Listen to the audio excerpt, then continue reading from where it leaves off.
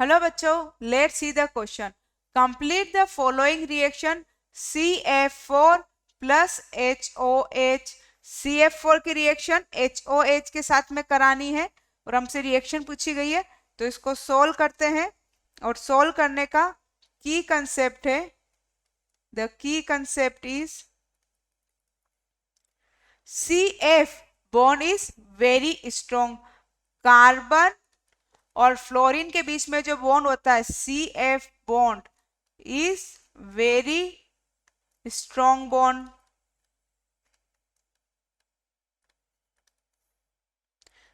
हम इनकी साइज का ऑर्डर देखें तो पीरियड में लेफ्ट टू राइट जाने पर साइज डिक्रीज होती है, तो कार्बन और फ्लोरीन की साइज जो है वो क्या होती है, स्मॉल होती है।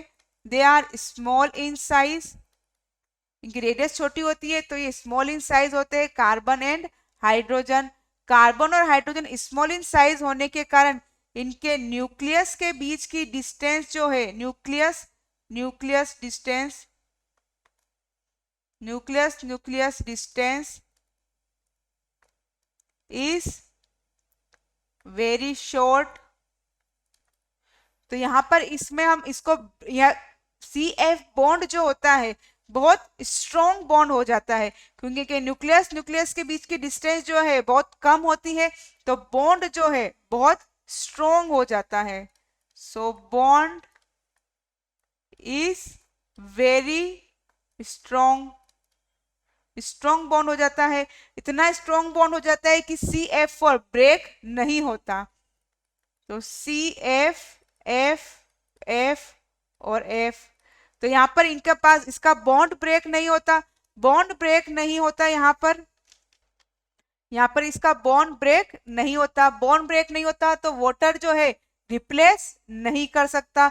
और कार्बन की हम बात करें तो कार्बन का आउटरमोस्ट कॉन्फ़िगरेशन होता है 2s2 2p2।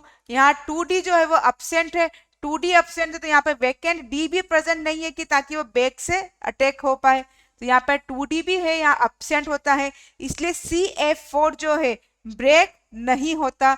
Strong CF bond होने के कारण, स्ट्रॉन्ग CF बॉन्ड, इसलिए ये कंपाउंड ब्रेक नहीं होता।